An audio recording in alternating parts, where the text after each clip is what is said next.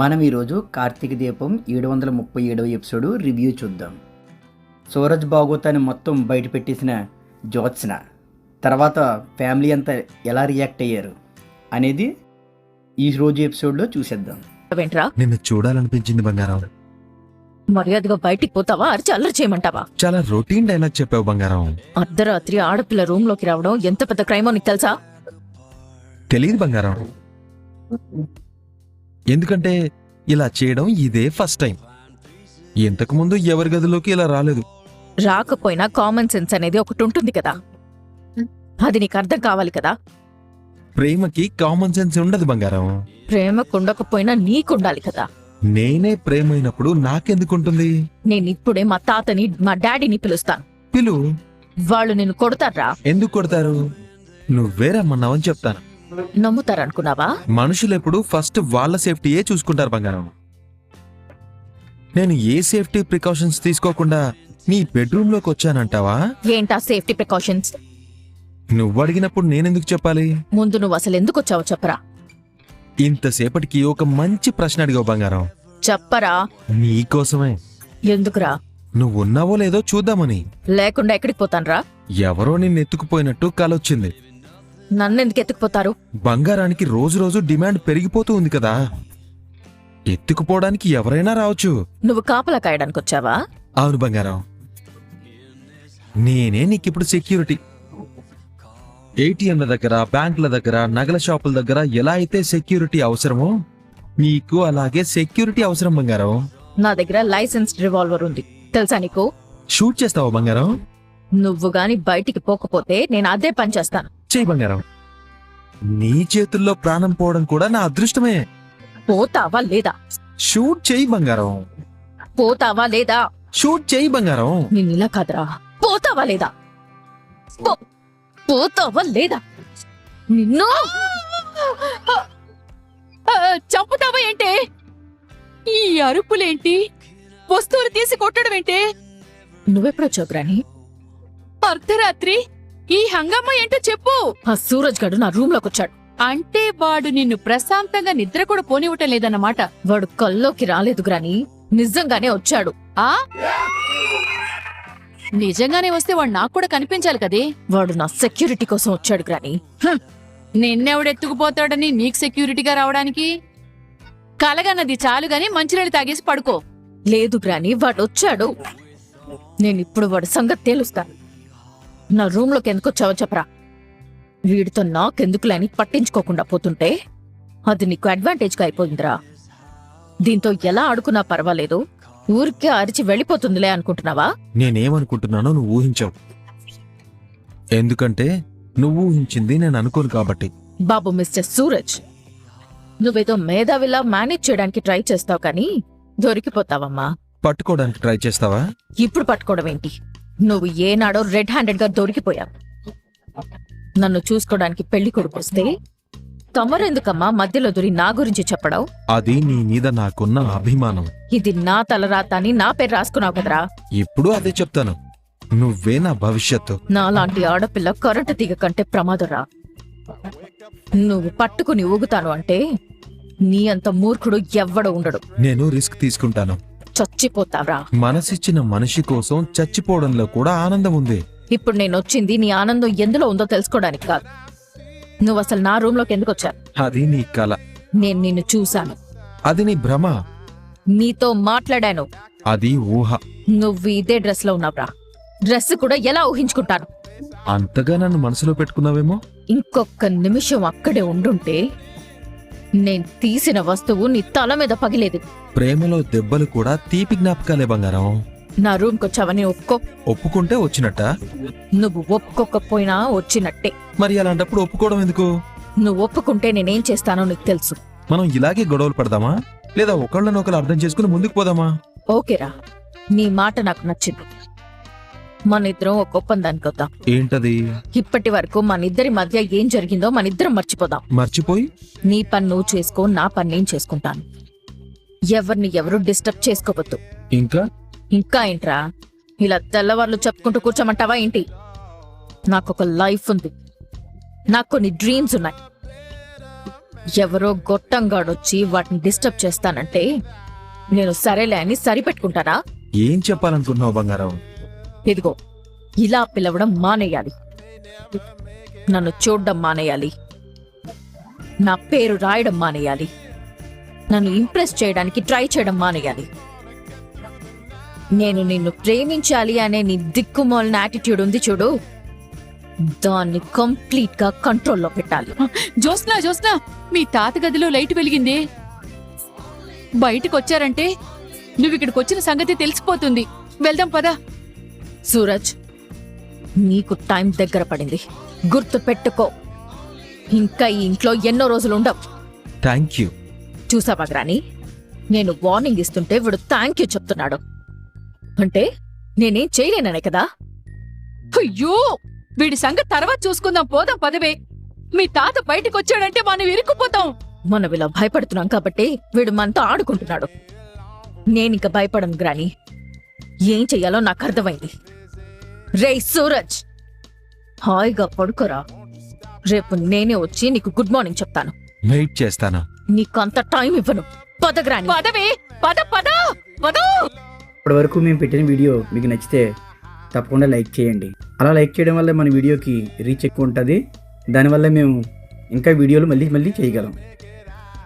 అలాగే ఇప్పటివరకు మన ఛానల్ సబ్స్క్రైబ్ చేయకపోతే సబ్స్క్రైబ్ చేసుకొని బెల్ ఐకాన్ ఆన్లో పెట్టుకోండి. Good morning Suraj. Good morning. మీరంతా వచ్చారేంటి సార్? మా అమ్మాయి నీ మీద కంప్లైంట్ చేసింది. నా మీద కంప్లైంట్ చేశారా? నా మీద కంప్లైంట్ చేయడానికి ఏముంటుంది సార్? నువ్వు తన ఫోటోలు తీసావంట కదా? దీంట్లో నా ఫోటోలు ఉన్నాయంట్రా? ఆ ఆల్బమ్ నిండా నీ ఫోటోలే ఉన్నాయి బంగారం. తనని అన్ని విషయాల్లో ఇబ్బంది పెడుతున్నావని కంప్లైంట్ చేసింది. దీనికి నువ్వేం సమాధానం చెప్తావు?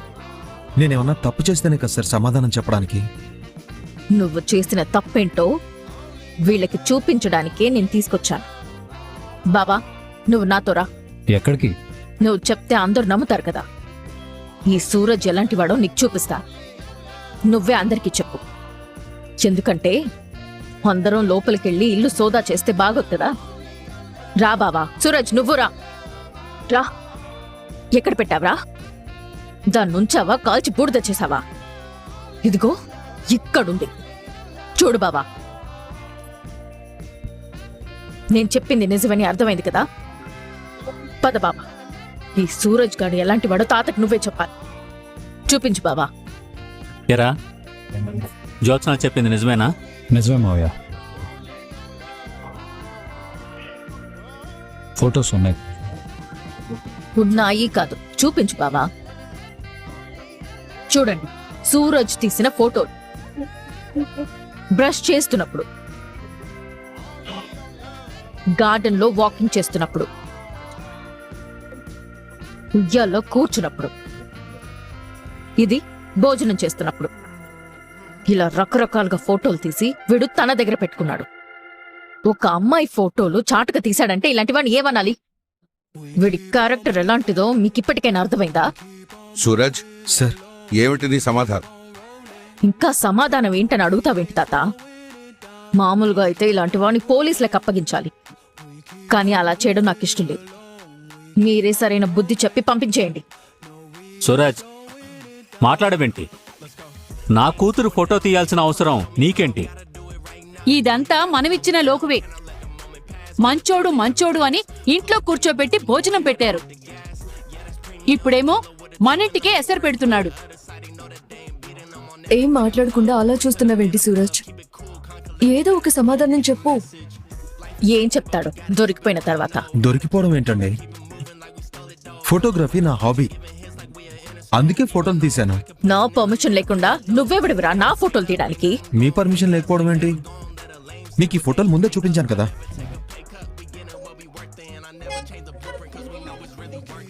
ఏంటి, ఈ ఫోటోలు నీకు ముందే చూపించాడా?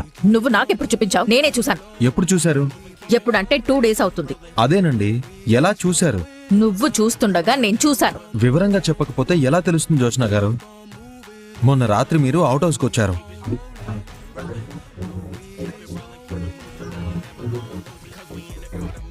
అంటే మొన్న రాత్రే కాదు, మీరు అస్తమానం వస్తుంటారనుకోండి. అస్తమానం వస్తుందా? అవుట్ హౌస్ మీదే కదా సార్, అందుకే మేడం గారు వితౌట్ పర్మిషన్ తో డోర్ ని తోసుకుంటూ మరీ వస్తారు. సూరజ్, టాపిక్ డైవర్ట్ చేయకు. దీనికి పారిజాతం గారే సాక్ష్యం.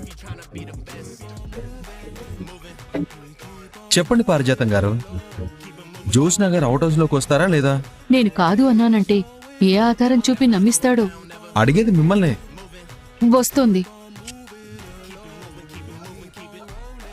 ఈ మతిలేని గ్రానికి ఎప్పుడు అబద్ధాలు చెప్పాలో ఎప్పుడు నిజాలు చెప్పాలో తెలీదు. పారిజాతం గారు చెప్పింది విన్నారు కదా, ఎప్పట్లాగే ఆ రోజు కూడా జ్యోత్స్న గారు అవుట్ హౌస్ లోకి వచ్చారు. అప్పుడు నేను ఫోటోలు చూపించి ఎలా ఉన్నాయి మేడం అని అడిగాను. అబద్ధం. ముందు అతన్ని మాట్లాడినవు, నువ్వు చెప్పు. ఫొటోస్ చూసి చాలా బాగున్నాయి, చాలా నేచురల్ గా ఉన్నాయని చెప్పారు. ఆపరా. దొరికిపోయావు కాబట్టి నిన్నేం చేస్తారో అన్న భయంతో అబద్ధాలు చెప్పి తప్పించుకోవాలనుకుంటున్నావా? అంత అవసరం నాకే ఉందండి. అవసరం నీకే ఉందిరా. నీ బ్రతికే ఒక అబద్ధం కాబట్టి. జ్యోత్స్న, అవును తాత, అసలు వీడి గురించి మీకు పూర్తిగా తెలీదు. ఆ మాటకొస్తే బావకి దీపక్ కూడా తెలీదు. దొరికిపోయిన తర్వాత కూడా నన్ను మీ దగ్గర ఇరికించాలని చూస్తున్నాడంటే వీడి చరిత్ర పూర్తిగా చెప్పాల్సింది. చరిత్ర ఏంటి? వీడి మన ఇంట్లోకి ఎలా వచ్చాడు? మిమ్మల్ని కాపాడినందుకు మీ తాతగారు సూరజ్ని అవుట్ హౌస్ లో ఉండమన్నారు. వీడు నన్ను తాతని కాపాడాడు అన్నది పెద్ద అబద్ధం.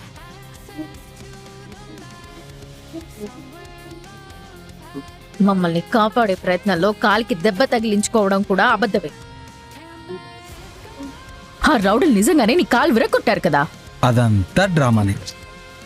ఇదంతా మిస్టర్ సూరజ్ గారు రౌడీలతో కలిసి ఆడిన నాటకం. ఇంట్లో నా కాలికి దెబ్బ తగిలితే సూరజ్ కట్టు కట్టాడు.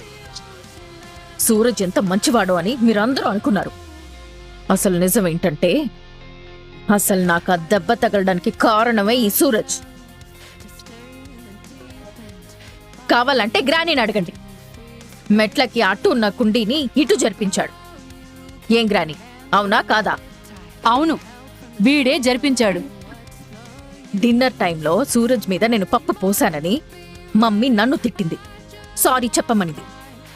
పప్పు వేసుకో సూరజ్. అయ్యో, సూరజ్ కి సారీ చెప్పు. సూరజ్ మాత్రం నాకు సారీలు అవసరం లేదు, నాదే తప్పు లేదని చెప్పి వెళ్ళాను. ఇది మీ ముందు మాత్రమే. ఆ రోజు రాత్రి నాకు వీడియో కాల్ చేసి నువ్వు నాకు సారీ చెప్పాలి, అలాగే పప్పు పోసిన షర్ట్ ఉతకాలి, లేదంటే నీ శారీ తగలబెడతాను అని బెదిరించాడు. ఎందుకు తీసుకొచ్చావ్రా? చలిమంట వేసుకుందామని. తాడు మీద ఆరేసిన నా శారీ ముట్టుకోవాల్సిన అవసరం తనకేమొచ్చింది? అది ముట్టుకోవడమే తప్పైతే తీసి కాలుస్తానని బెదిరించడం ఇంకా తప్పు. వీడితో ఎందుకు లేకోలా అని నేనొచ్చి వీడి షర్ట్ ఉతికా.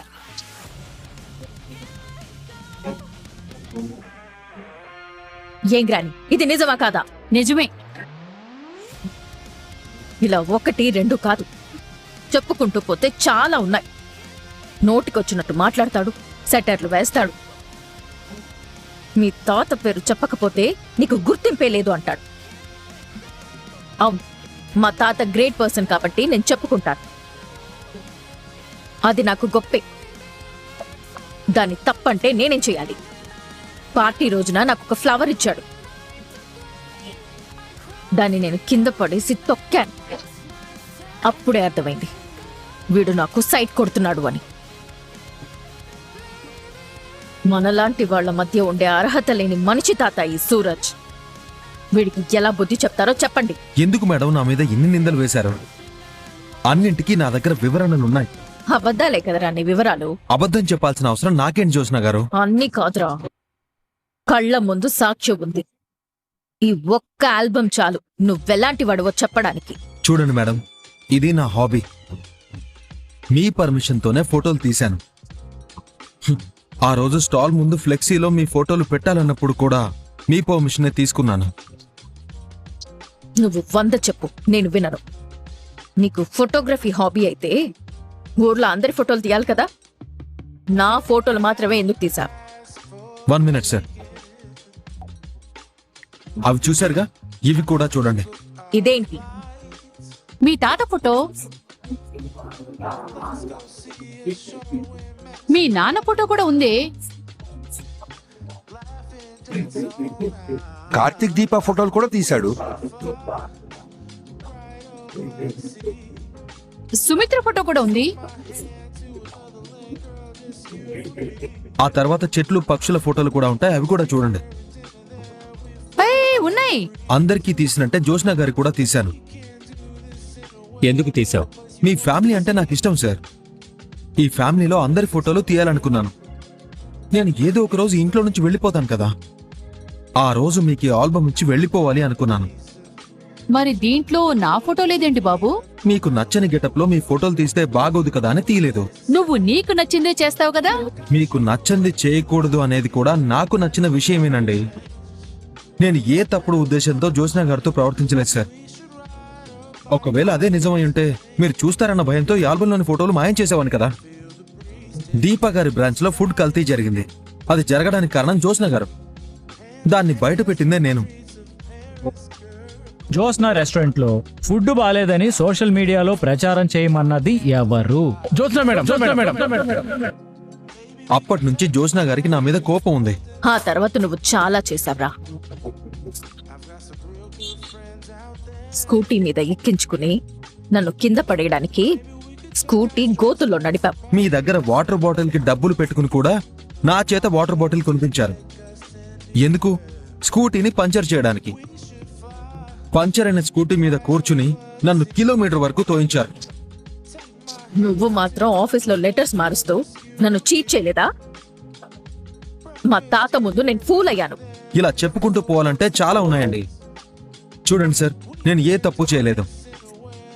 ఫోటోగ్రఫీ నా హాబీ. మీరే చూశారు కదా, అందరి ఫొటోస్ ఉన్నాయి. ఇదిగోండి, ఈ ఫోటోలు కావాలంటే మీ దగ్గర పెట్టుకోండి. నేను ఉప్మా ప్రిపేర్ చేసుకుంటున్నాను. లేట్ అయితే ఉప్మా మాడిపోతుంది. నేను వెళ్తాను సార్. తాత, వాడు చాలా తెలివిగా తప్పించుకున్నాడు. వాడు నాకు సైట్ కొడుతున్నాడు అన్నది 100% నిజం. వాడిని ఇంక నేను భరించలేను. ఈ క్షణమే వాడిని బయటికి పంపించండి. అది కాదమ్మా. నేనేం వినను తాత. వాడు మోసగాడు. అవుట్ హౌస్ లో ఉండడానికి పనికిరాడు. అవునమ్మా, సూరజ్ అవుట్ హౌస్ లో ఉండటానికి పనికిరాడు. నాకు అర్థమైంది. అర్థం కావడం కాదు, వెంటనే ఒక నిర్ణయం తీసుకోండి. వాడిని ఇక్కడ నుంచి పంపించేయండి. వాడు అసలు నా కంటికి కనిపించడానికి వీల్లేదు. అలాగే నువ్వు లోపలికి. ఇక్కడుంటే నన్ను ఏదో ఒకటి అంటారు. వీళ్ళకి కనపడకుండా జారుకోవాలి. ఎరా కార్తీక్, ఏమంటారు మీరిద్దరు? జరిగేదంతా చూస్తుంటే సూరజ్కి నువ్వేమైనా అను, జోష్నకి సూరజే కరెక్ట్.